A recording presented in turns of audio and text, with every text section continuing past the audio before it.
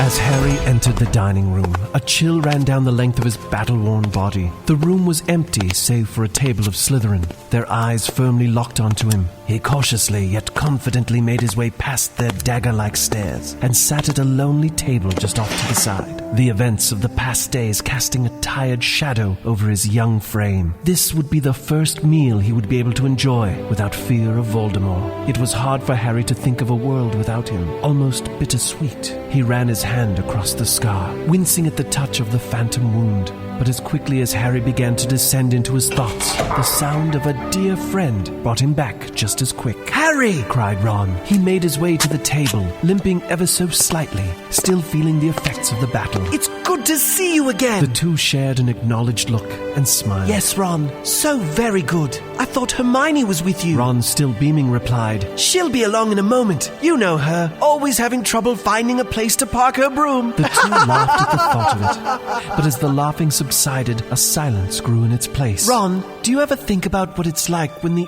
end comes to meet you?" Ron, somewhat surprised but yet understanding, cast a half-hearted smile and said, "I don't think you feel anything at all. Everything just sort of goes black."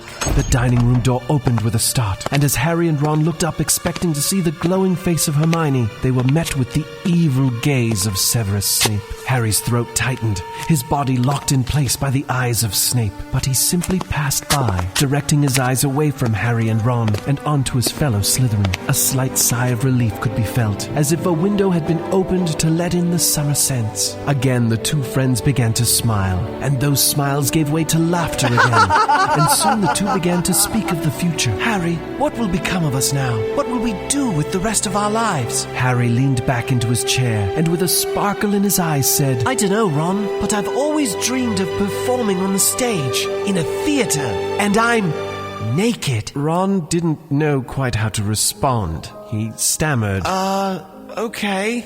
Not really awkward at all right now. But that awkwardness was quickly dissipated by the sound of an opening door. Harry spun to see Hermione, flowing through the doorway as if time were moving in still frame. For years, Harry had secretly dreamed of a happy ending, and this moment, surrounded by his good friends, would be the beginning of that happy ending.